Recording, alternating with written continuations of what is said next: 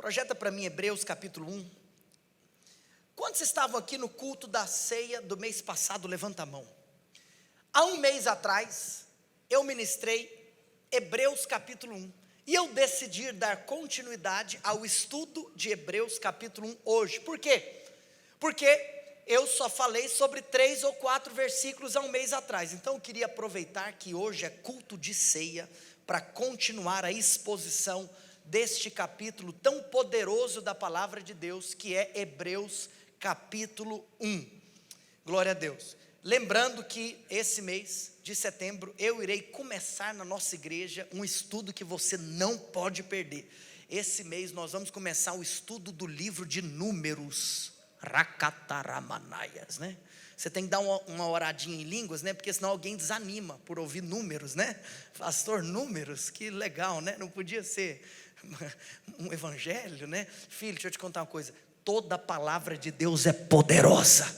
Tem nada na palavra que é mais ou menos importante. Você vai se surpreender com aquilo que a Bíblia nos ensina através do livro de Números. Obrigado. Havendo Deus, havendo quem? Diga comigo, Deus. Então é Deus que está falando. Outrora falado, quantas vezes? Diga comigo, muitas vezes. De qual maneira? De muitas maneiras. Aos pais pelos profetas. Nestes últimos dias falou pelo. Nestes últimos dias falou pelo. Está na versão Almeida Revista Atualizada? Gente, olha aqui para mim. No mês passado, na ceia passada, eu falei para você que Cristo é superior. Superior a quê? Superior àquilo que o autor de Hebreus está dizendo nos 3 primeiros versículos do livro, que ele é superior. Que ele é superior aos profetas. Então você pode recorrer ao nosso canal do YouTube, Hebreus capítulo 1, primeira consideração.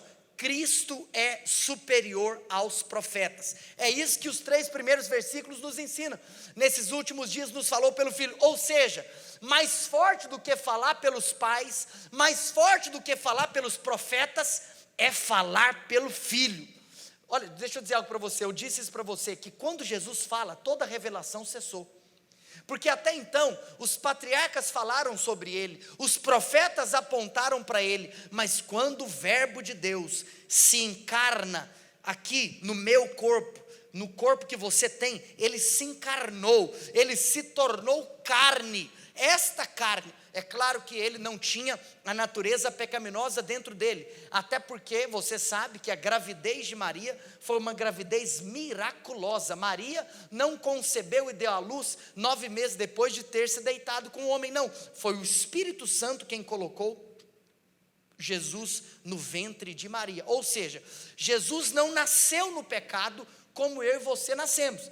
Você sabe que nós somos pecadores, não pelo ato que nós cometemos, mas pela natureza do nosso nascimento. E é por isso que nós cometemos atos de pecado, porque nós já nascemos pecador, porque fomos concebidos no pecado.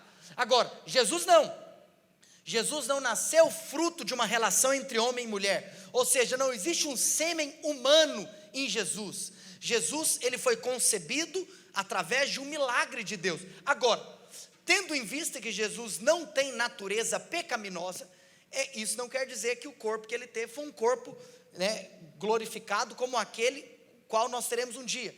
Ele sofreu tudo aquilo que eu e você sofremos. Então imagina, né, Jesus, aquele que era o dono do universo, aquele que conseguia segurar o universo com a palma da sua mão, ele se reduziu a uma estatura de um ser humano, por amor a mim, por amor a você. Ele pisou o nosso chão, ele chorou a nossa lágrima, ele morreu a nossa morte, para a glória de Deus e para a nossa salvação. Ele teve que ir no banheiro, ele teve que fazer necessidades fisiológicas que eu e você temos. Olha que loucura, isso é muita humilhação. É por isso que Paulo fala no capítulo 2 do livro de Filipenses, que ele se humilhou, porque é muita humilhação para Deus ficar nessa forma que eu e você somos. Está claro isso? Mas o fato é que quando ele se encarna como filho, toda a revelação cessou, porque a palavra dele é a final. Olha, ninguém pode acrescentar uma vírgula do que está escrito na palavra. Tudo aquilo que os apóstolos escreveram na doutrinação do Novo Testamento, através das epístolas, foram oriundas dos ensinamentos que Jesus deixou. Então a revelação de Cristo é a revelação final.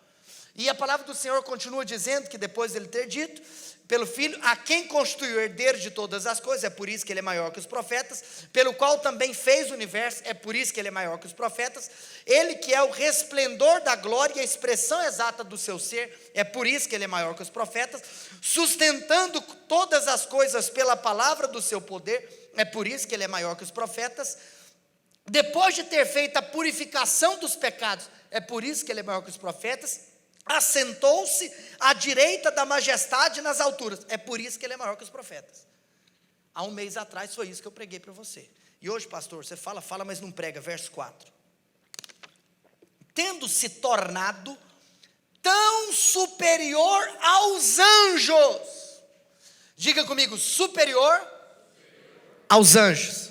Então olha aqui para mim. O autor de Hebreus nos ensina no primeiro capítulo que Cristo é superior aos profetas, ponto 1. E em segundo lugar, que Cristo é superior aos anjos. Você fala, pastor, mas é um tanto quanto óbvio ouvirmos que Cristo é superior aos anjos. Mas se eu te contar uma coisa triste, você não vai acreditar. No primeiro século, na realidade, no final do primeiro século, existia um grupo de pessoas que começaram a adorar a anjos e se desviaram da sã doutrina. Irmãos, isso é grave. E até por isso, então, o autor de Hebreus se coloca nessa posição e nessa responsabilidade de trazer instrução. Olha, talvez você pode achar isso assim um tanto quanto absurdo, pastor, como que um grupo de pessoas se desvia da sã doutrina para adorar a anjos. Deixa eu te fazer uma pergunta com muito amor e carinho. Se a gente estivesse aqui hoje, no meio do culto, e do nada, enquanto eu falo, atrás de mim, sem eu perceber, na realidade eu percebo porque eu olho para vocês e não tem mais ninguém olhando para mim, e eu falo, meu Deus, o que está acontecendo? Será que eu estou falando abobrinha? Será que eu estou falando besteira? Mas está todo mundo de boca aberta, e está todo mundo com o olho vidrado para cima, e aí quando eu olho para trás, uau, aparece um anjo nesta casa. Deixa eu contar uma coisa com muito amor e carinho. Se aparecesse um anjo aqui, meu querido, você ia esquecer de mim? Olha aqui para mim.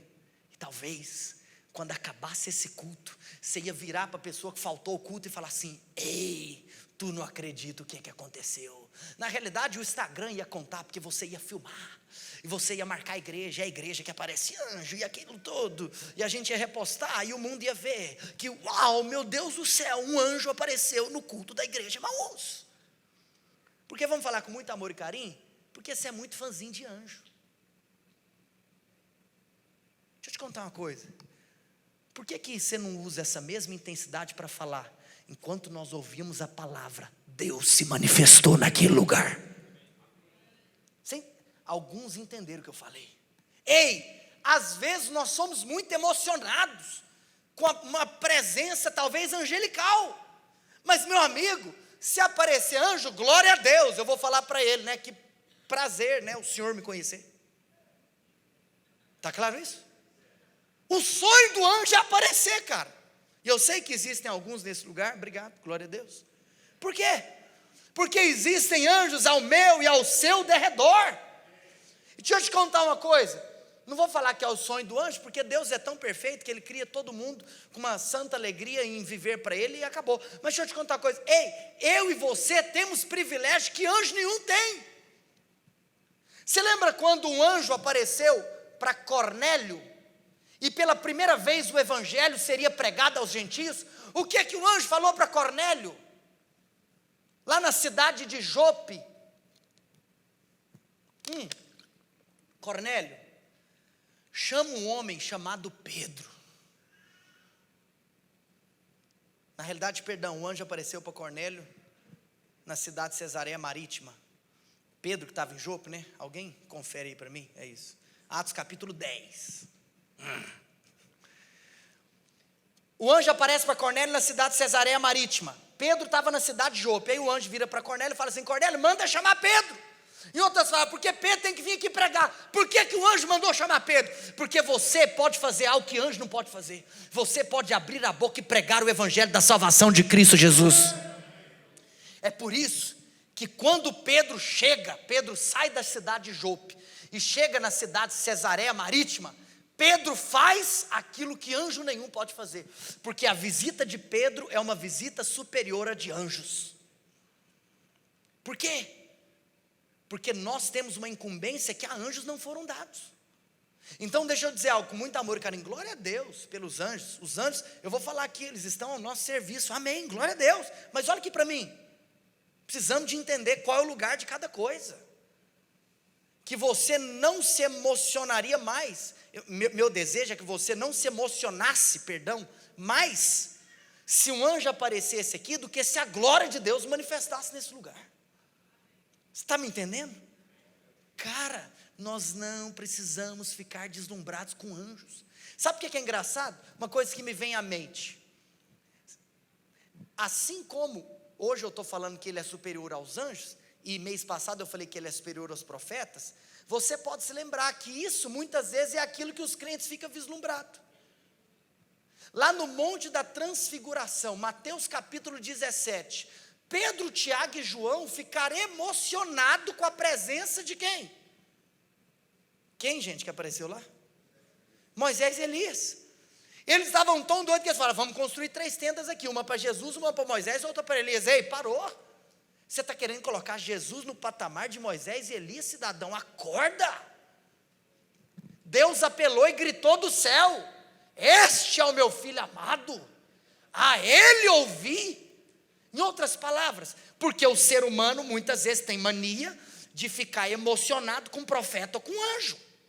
Nós precisamos de nos emocionar com Jesus.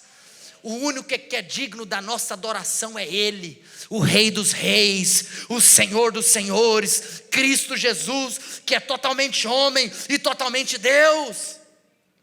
Deixa eu te falar uma coisa, se nós não tivermos nenhuma manifestação aqui natural, visível, você se agarrar à palavra do Filho, isso já tem que ser suficiente para tocar seu coração, para tocar seu interior, para tocar seu espírito, para tocar sua emoção, porque Ele é tudo em todos. Mas vamos ler.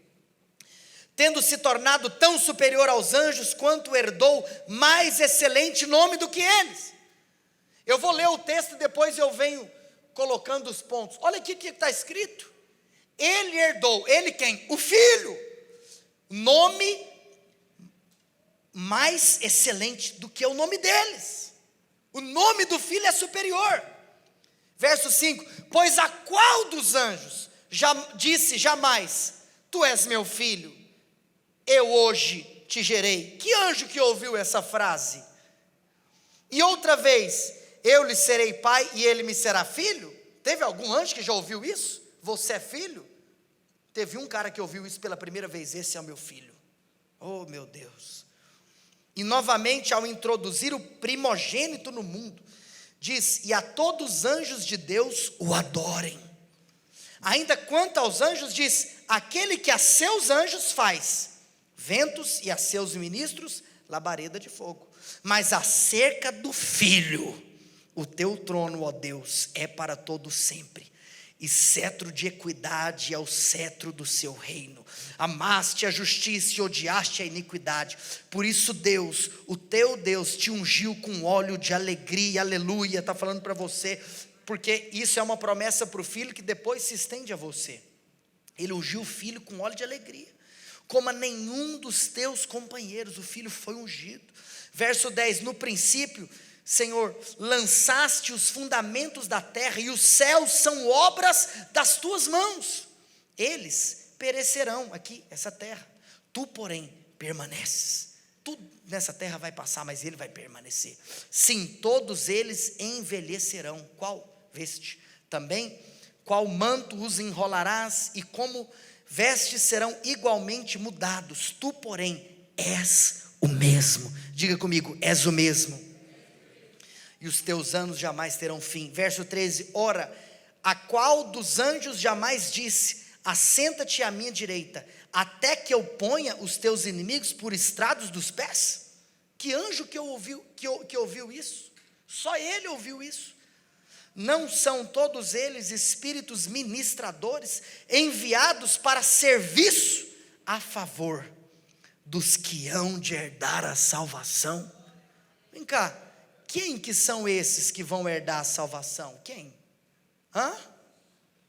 Quem, gente? Fala, sou eu. Olha aqui para mim, ele está a seu serviço. Mas então eu quero que você vá para sua casa notando algo. Que em primeiro lugar, como eu mencionei aqui, Cristo é superior aos anjos, porque ele tem um nome superior. Diga comigo, nome superior. Gente, Jesus foi aquele que ouviu, até então, foi a única vez que isso foi falado. Daqui a pouco o próprio texto nos ensina que agora outros também ouvem isso. Mas a única vez até Cristo que alguém ouviu, você é meu filho, foi Jesus. Ele foi o primeiro a ouvir isso. Anjo nenhum recebeu a notícia que você é filho. Jesus é da mesma substância, da mesma natureza, da mesma essência. Ele possui os mesmos atributos e o mesmo poder de Deus. Ele realiza a mesma obra que o Pai. Cristo é superior aos anjos, porque ele possui um nome superior. Nenhum anjo recebeu esse privilégio de ser chamado de filho. Irmãos, ele, apenas Cristo, tem o nome que está acima de todo nome. Olha aqui para mim. Nenhum rei, nenhum filósofo, nenhum cientista, nenhum governante, nenhum daqueles que foram considerados grandes nesta terra, nenhum deles receberam o nome que Cristo recebeu. Irmãos, esse nome de Jesus, você sabe por que você está aqui me ouvindo nessa noite? Por causa do nome dele. Você sabe por que a gente tem mania de falar em nome de Jesus? É por causa do nome dele. Você está aqui por causa dele. O fato de você estar aqui não tem a ver comigo, não tem a ver com a pessoa que está ao seu lado, tem a ver com ele. É em nome de Jesus, é por causa dele. Você tem noção do tamanho do nome dele? Você tem noção da superioridade do nome dele? Este nome que é tão amado, que é tão célebre, esse nome que é tão precioso, esse nome que é tão temido, esse nome que é tão poderoso, é o nome de Jesus. Meu Deus do céu, lembrei daquela canção, Em Seu Nome. Meu Deus, é o nome do Filho de Deus, e foi Deus quem deu a ele este nome. Diga assim, Cristo é superior, porque ele tem um nome superior. Mas vai comigo para o verso 6, tem algo interessante, porque no verso 6 aparece algo que mexe comigo e com você. E novamente, ao introduzir, aí agora, o autor de Hebreus está se referindo a Cristo como o primogênito. Irmãos, ele não tem apenas um nome superior, mas agora também ele tem uma dignidade superior. Diga assim, ele tem uma dignidade superior. Olha aqui para mim. Para ele foi dado a primazia. Para ele foi dado uma dignidade especial. Agora, uma notícia boa que eu tenho para você é que se a ele foi dada a primazia, a dignidade, nós também entendemos outra coisa ao lermos o que está escrito aqui, novamente ao introduzir o primogênito no mundo, e diz, e todos os anjos de Deus o adorem. Adorem quem? O primogênito. Mas agora, quem que é esse primogênito? Olha que poderoso, o versículo talvez mais famoso da palavra de Deus, que Deus amou o mundo que deu seu filho, parou, deu seu filho, mas agora, o autor de Hebreus está chamando ele, o filho, não de unigênito, mas de quê? Primogênito. Quem falou aleluia e glória a Deus já entendeu a mensagem, porque agora outros também foram chamados de filhos de Deus.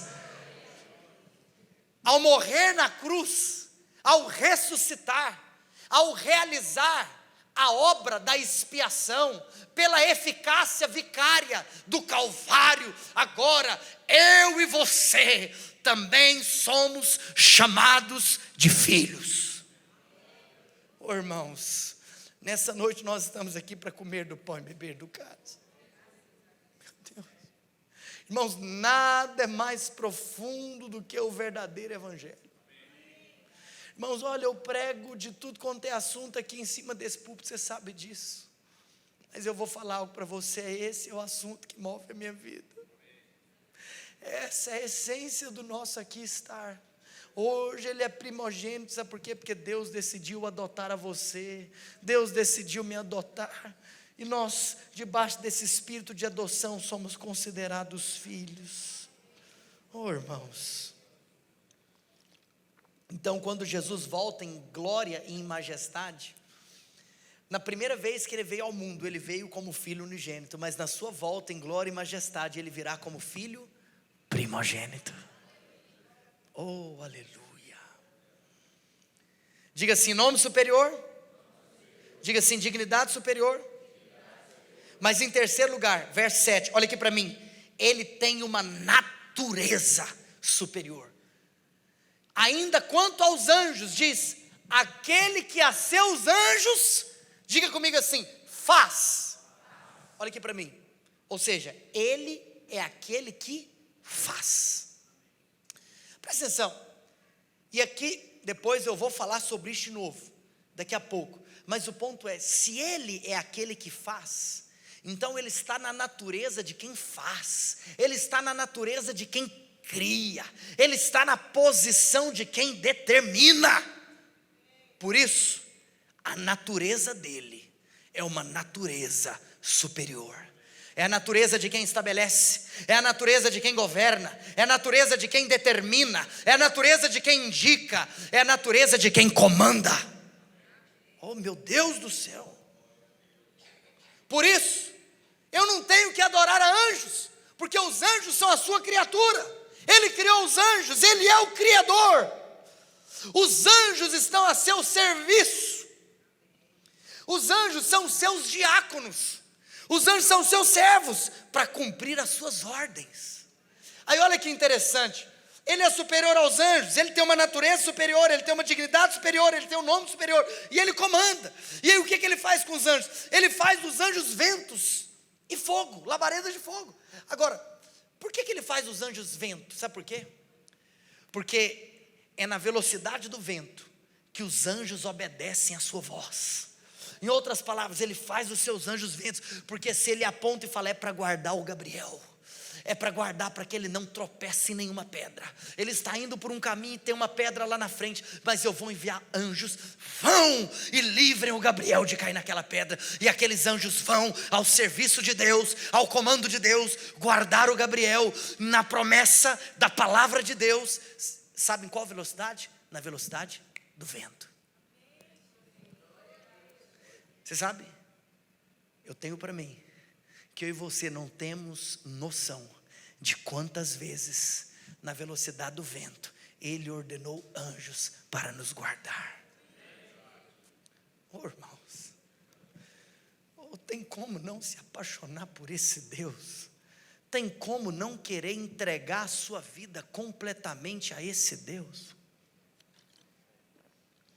Agora, sabe o que é louco, poderoso e profundo? É que ele também faz dos teus anjos labaredas de fogo. Sabe por quê? Porque o fogo na palavra de Deus, vindo da parte de Deus, aponta para juízo. O fogo aponta para juízo. Ou seja, você sabe, na palavra de Deus nós vemos casos de momentos bíblicos onde Deus envia um anjo para exercer o seu juízo. Um anjo foi enviado em Sodoma e Gomorra. Um anjo foi enviado na morte do rei Herodes Agripa I, Atos capítulo 12, quando aquele homem Herodes Agripa foi fulminado por um anjo. Atos capítulo 12, nós já pregamos inclusive essa palavra bem no comecinho, antes da Emaús ser chamada de Emaús. Por quê? Porque os anjos são como labaredas de fogo, e estão também prontos para exercerem o juízo ordenado pelo reto juiz. Por isso, aos teus anjos, ele faz ventos e labaredas de fogo. Oh, irmãos, meu Deus, confesso que me dá vontade de passar a noite inteira falando dele. Mas olha aqui para mim, verso 8, a palavra do Senhor diz: mas acerca do Filho, eu quero te falar que ele não tem apenas uma natureza superior, uma dignidade superior e um nome superior. O que está escrito aqui nos denota que ele tem uma posição superior. O teu trono, ó Deus, é para todo sempre. Daqui a pouco eu vou falar da segunda parte desse versículo. O teu trono, ó Deus, é para todo sempre. Irmãos, essa foi uma parte que eu postei hoje no meu Instagram, para quem leu assim, em 15 segundos, aquele story que eu postei, que eu falei, um alerta aqui, um spoiler.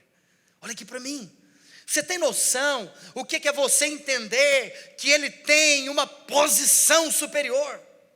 Você tem noção o que é você ler que o trono dele é para todo sempre? Nessa noite eu quero te fazer uma pergunta: onde estão aqueles que se levantaram? Onde estão aqueles que passaram e que nós ouvimos ao estudar a história desta terra? Onde estão os grandes? Onde estão os maiorais? Onde estão os reinos e impérios que se levantaram? Todos eles caíram. Todos eles caíram. Aonde está? Onde está? Cadê o Egito? Começo da palavra de Deus. Livro de Êxodo. Cadê o faraó? Cadê o Egito? Aonde que está o Egito? Aonde que está a Síria? Aonde que está o Império Babilônico? Cadê aquele grande Império Babilônico dos tempos de Daniel? Aquele que fez com que Jerusalém fosse levada cativa. Cadê o Império Babilônico? Cadê o Império Medo-Persa? Cadê o Império Greco-Romano? Greco-Macedônico? Cadê o Império Romano? Aonde estão os reis, os Césares, os imperadores, os grandes? Todos eles se levantaram, mas caíram. Mas o trono dele é para todo sempre. Você pode visitar o túmulo de todos eles. Você pode visitar o túmulo dos reis, dos imperadores. Você pode visitar o túmulo daqueles homens que tentaram desviar o ser humano da verdade, da palavra de Deus. Aqueles que criaram falsas religiões, aqueles que criaram religiões demoníacas, diabólicas, satânicas e infernais. Você pode visitar o túmulo de Buda, você pode visitar o túmulo de Maomé, você pode visitar o túmulo de Allan Kardec, mas eu vou te contar uma coisa que não apenas alguém me contou, porque só de alguém ter me contado, ou melhor, só de eu ter lido, eu já seria um bem-aventurado, porque o Senhor disse para Tomé que bem-aventurado é aquele que não precisa de ver para acreditar. Mas hoje eu quero te contar uma coisa: a palavra de Deus já é suficiente. Você não precisa de ouvir a minha experiência, você precisa de ouvir a Bíblia. E eu não vou acrescentar a Bíblia, mas eu vou testemunhar que a palavra de Deus é verdade. No ano de 2016, no mês de junho, eu visitei um jardim na cidade de Jerusalém, Jorge. Um jardim escrito The Garden of the Tomb, o jardim da tumba. E eu entrei nesse jardim. Você sabe, em um dos túmulos, eu vi ao lado, sabe o quê? Uma pedra. E essa pedra não estava na frente da porta do túmulo. Essa pedra estava de lado, porque alguém removeu a pedra. E aí quando eu cheguei perto, tinha uma porta, e nessa porta tinha uma plaquinha, escrita em inglês, que o Michael entende e fala muito bem. He is not here, for he is risen. Você sabe, eu chorei quando eu vi essa plaquinha. Mas você sabe qual foi o momento que eu chorei mais ainda? Foi quando eu entrei lá. Eu quero te contar uma coisa. Estou testemunhando porque eu vi. Ele não está lá.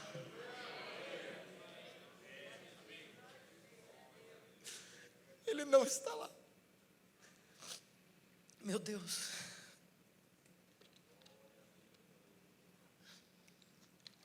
Ele está vivo. Jesus Cristo de Nazaré está vivo. Seu reino é eterno e o teu trono é para todo o sempre. Amém e amém. O time de adoração pode subir. Amigos, irmãos, Ele tem uma posição superior à de anjos e à de qualquer ser humano que já pisou nessa terra. Mas você sabe que, continuando esse versículo, nós vemos que além de ter uma posição superior, uma natureza, uma dignidade e um nome superior, sabe o que ele tem também? Ele tem um exemplo superior. Diga comigo, exemplo superior. Olha o que está escrito aqui, família. Sabe esse trono que é para todo sempre? Você sabe que nós estamos em momentos, de eleição. Estamos em momentos onde, politicamente falando, estamos discutindo o trono da nossa nação. Deixa eu dizer algo para você. Você sabe que, como cidadão, eu tenho as minhas responsabilidades. Como cidadão, eu quero influenciar aqueles que estão ao meu lado naquilo que é mais ou menos coerente com a palavra de Deus. Eu acho que os cristãos precisam entender o que está acontecendo. Os cristãos precisam entender o que está em jogo. Mas eu digo algo para você. Eu não estou aqui. Este púlpito não está aqui para eu falar como um cidadão. Eu estou aqui para falar como um ministro do Evangelho de Deus. Por isso, meu posicionamento como cidadão nunca será misturado com meu posicionamento como ministro nessa casa. Porque nessa casa eu estou aqui para falar do Evangelho. E deixa eu te contar uma coisa. Eu vou te contar, não é como é o nosso governo, não é como é o governo dos outros. Eu vou te contar como é que é o governo dele. Família, cetro de equidade é o cetro do teu reino. O verso 9 diz que amaste a justiça e odiaste a iniquidade. Por isso, Deus, o teu Deus, te ungiu com óleo de alegria como a nenhum dos teus companheiros. Família, pensem comigo. Quero trazer você a esse exercício.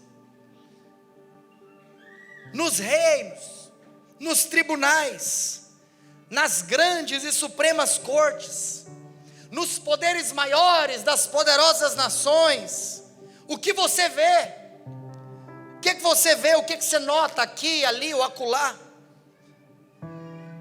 Corrupção, mentira, tramas, falcatrua,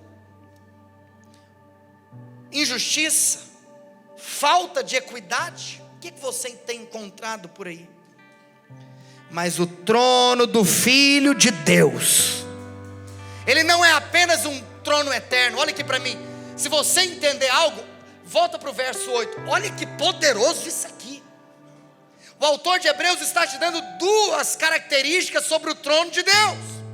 A primeira característica é quanto à eternidade do trono.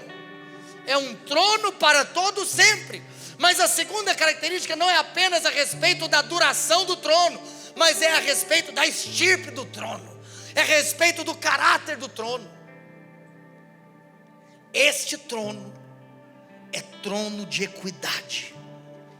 Neste trono não tem mácula, neste trono não tem mancha, neste trono não tem corrupção, neste trono não tem violência, neste trono não tem injustiça. É um trono de equidade. Ele ama a justiça e odeia a iniquidade. Este é o trono de Deus. Irmãos, este é o trono do nosso reino. É por isso que a minha esperança não está em homens. O Salvador da minha pátria não nasceu de carne apenas. O Salvador do Brasil é aquele que antes de nascer de mulher, ele já era o Filho de Deus. Ele é o Salvador do Brasil, Ele é o Salvador desta nação, Ele é o Salvador do mundo. Ele cujo trono é de equidade. Sabe o que é poderoso? Ele é absolutamente justo. Você sabe, o Pai ungiu. Olha que poderoso. O Pai ungiu. Nenhuma outra pessoa tinha sido ungida com esse óleo que o Pai ungiu. Mas hoje eu estou aqui para te falar. Ele não foi apenas ungido, mas nessa noite Ele está aqui também para ungir você. Nessa noite Ele quer ungir você com óleo de alegria. Se você crê nele, se você acredita nele, a alegria dele vai invadir o seu coração. E para encerrar os últimos versículos, verso 10. Verso 10 vai te ensinar algo. Que no princípio o Senhor lançaste os fundamentos da terra, e os céus são obra das tuas mãos. E depois do verso 11 e 12 continua isso. Mas eu estou aqui para te mostrar algo, que sabe por que também que Ele é superior? Porque Ele realizou uma obra superior, um nome superior, uma dignidade superior, um exemplo superior, uma posição superior. E agora, além de também uma natureza superior, eu estou te mostrando que Ele tem uma obra superior. Olha aqui para mim, a obra da criação vai envelhecer. Aqui está escrito, verso 11: eles perecerão, tu porém permanece. Sim, todos eles envelhecerão. Qual veste? Também, qual manto os enrolarás? E como vestes serão igualmente mudados.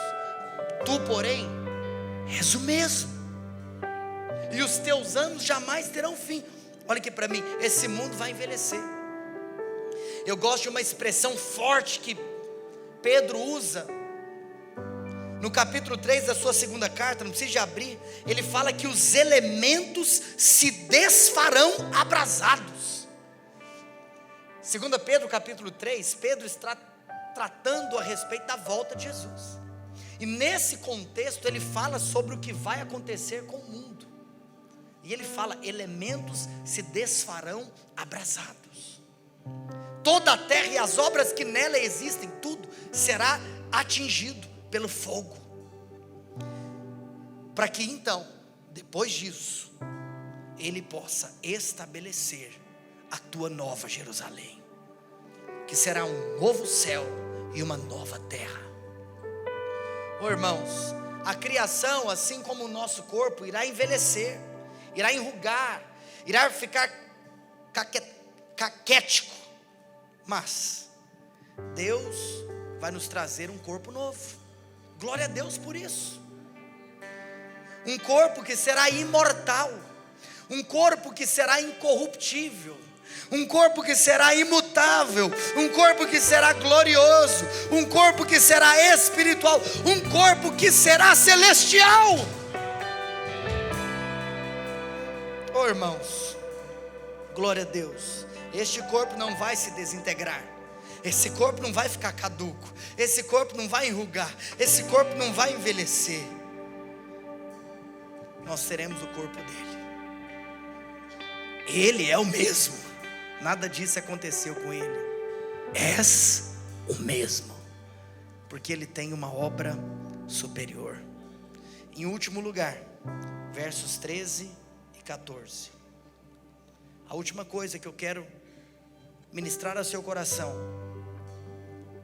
para afirmar a superioridade do Filho. Versos 13 e 14, a Escritura diz: ora, a qual dos anjos jamais disse. Olha que pergunta é essa: assenta-te à minha direita, até que eu ponha os teus inimigos por estrado dos teus pés? Irmãos, que pergunta retórica. A resposta é nunca. Nenhum anjo nunca ouviu isso. Mas o próximo versículo diz que não são todos eles espíritos ministradores, enviados para serviço a favor dos que hão de herdar a salvação. Olha a posição do anjo. Olha aqui para mim. Deixa eu dizer algo para você. O filho tem um destino. Volta lá para o verso 13. Essa fala aqui, que nenhum anjo ouviu, o filho ouviu. Assenta-te à minha direita, e eu vou colocar os inimigos por estrado debaixo dos teus pés. Deixa eu dizer algo para você. Esse mundo aqui já está pré-determinado. Tudo que acontecerá já está estabelecido.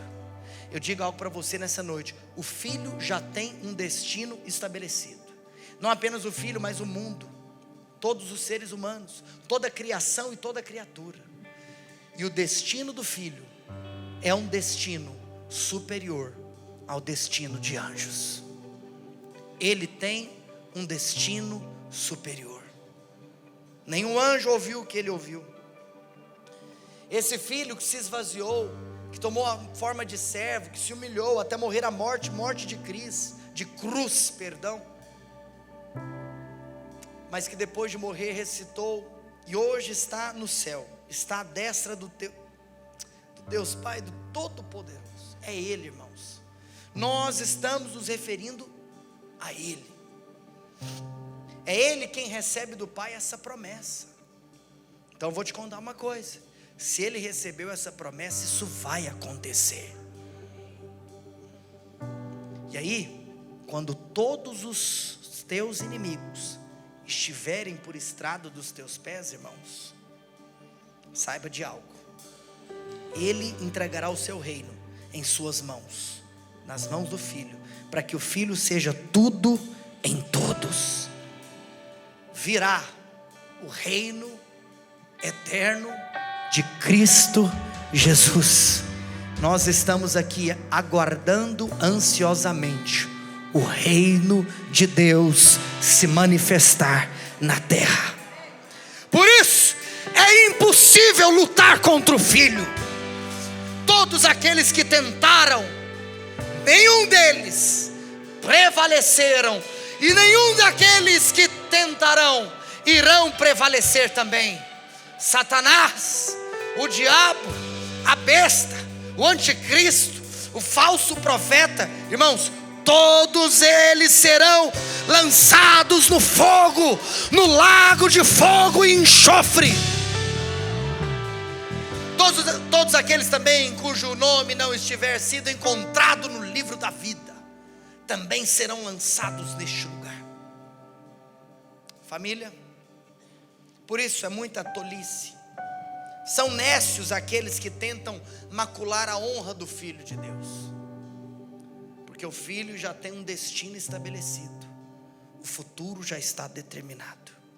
Ele é o vencedor de todas as batalhas. Ele saiu vencendo, e para vencer, Ele é o Rei da glória, o Rei dos reis, o Senhor dos senhores, e Ele colocará todos os seus inimigos por debaixo dos seus pés. Portanto, como está escrito no último versículo, os anjos são apenas diáconos de Deus a serviço da igreja. São preciosos e valorosos em poder, porque eles atendem o comando de Cristo como vento e exercem o juízo como labaredas de fogo.